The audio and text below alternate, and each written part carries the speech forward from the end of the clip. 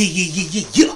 Lord Brunson back at you with the back at you, and I am the best reporting on the Eagles. Listen, you already know, before we get into the meat and potatoes, let's talk about the Hurt season hat still being available and still, being a leading cap around the city and letting people know what season we in. So shout out to Jalen Hurt, shout out to everybody that's, copped up. I'll put the link to the description. Also, Big Manscaped, shout out to Manscaped. You know what I'm saying? Today is the debut of the Lawnmower 4.0, the best razor yet. I don't even have one, but in order to get yours at a discounted rate with free shipping, make sure you use the code Brunson.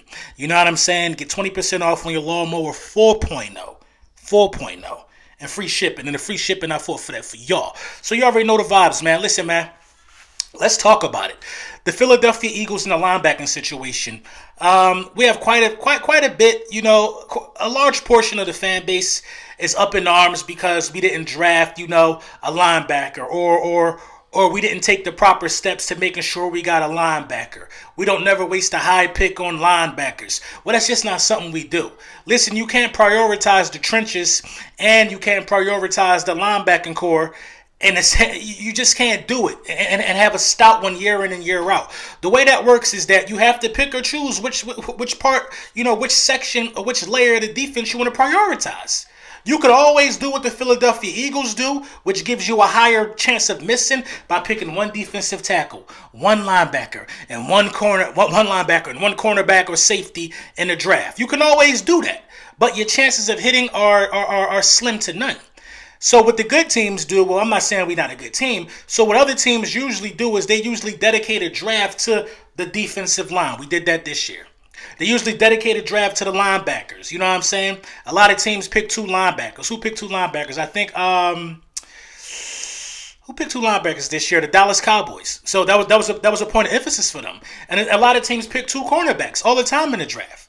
The Philadelphia Eagles have to see what we have in the linebacking core that we already have. Sean Bradley, former captain at Temple, a tackling machine, a guy who's really, really good, in running downs and stuff like that. A hitter, a guy who's going to go out there and try to get the ball. He performed really well when on the field. Davion Taylor, a speedster.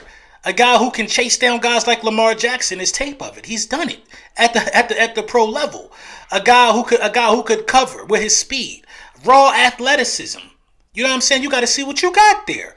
Alex Singleton. We just tenured him. See what you got there. We just scratching the surface with some of these linebackers. So I think it was in our best interest to not really go full steam ahead and draft another linebacker. Oh, don't forget getting Eric Wilson from the Minnesota Vikings. That was a big deal as well. So listen, us not going full steam in the draft and us not looking at JOK could be a blessing in disguise because what we already have could be already available to us, thus giving us the opportunity to go out there and fill other holes. We could have now say we got JOK. A lot of people think this is a good problem. Say you get JOK and Singleton continues to get better. JOK is great as a rookie. Davion Taylor and Sean Bradley, those guys are great. You know what I'm saying? And you have a great linebacking core overall. Then that means you would have not been able to pick Landon Dickerson and say Kelsey goes down. What do we do at center? Wouldn't you rather shore up your offensive line? Listen, Landon Dickerson could be a generational talent if healthy. If you can get 10, 12 games out of him per season, he could be a generational talent. Only 22 years old. You know what I'm saying? So you can't miss a chance on getting generational talent in the trenches and rather than forcing the linebacking room. You forcing it. It's not like we don't have linebackers on the roster. Give the guys we got a chance. They deserve it. Some of these guys could pan out to have a better career than JOK. You never know. Give the guys a chance. Now, the Dallas Cowboys didn't really give these guys a chance. Well, the Dallas Cowboys actually had a linebacker retire, and Van Der Esch is always hurt. So they needed linebackers. We got to see what we got in the guys that we have, and we got to understand that we're the only team really doing that. And at some point, it got to pay off. A lot of people, man, if you're struggling in one area, they go and draft another guy. We did that with the wide receiver room because the struggle was detrimental. We couldn't move the ball. I think for 2 straight seasons, we had a guy with 600 receiving yards, a wide receiver. You know what I'm saying? For 2 straight seasons now. That's bad. Meanwhile, you got teams like the New York Giants who aren't giving teams that much leeway. They not. Darius Slayton had 2 straight 700-yard receiving seasons. Rookie year and his sophomore year. You know what I'm saying?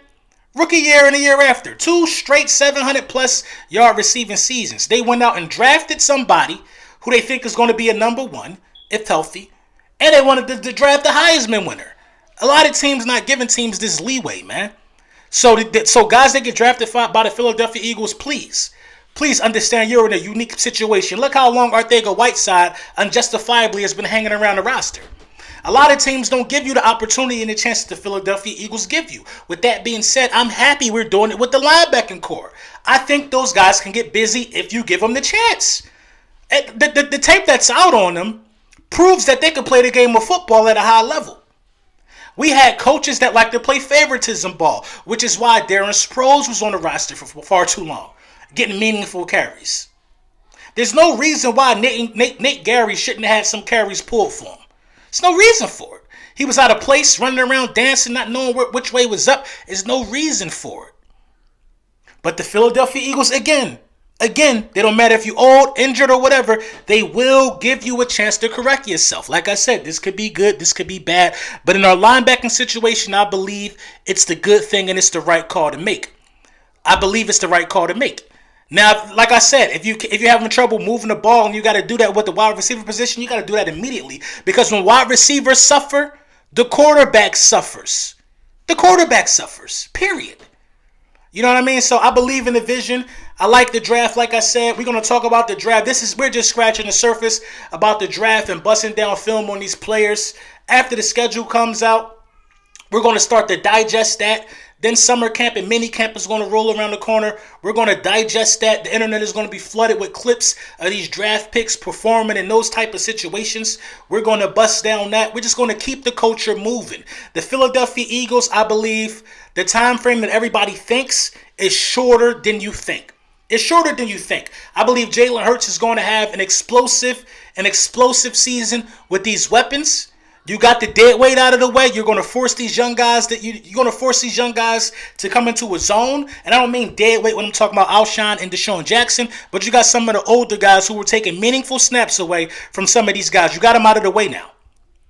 This is a young football team, a young, cheap offense right now. Everybody's still on a rookie deal for the most part. In terms of skill weapons, I think everybody is. Young and cheap.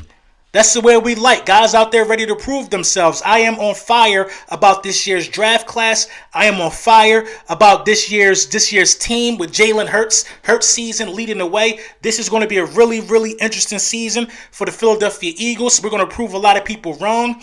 And you're just not going to be able to hold us down as a franchise. Sorry. I know you wish you could. Let me know what you think in the comments.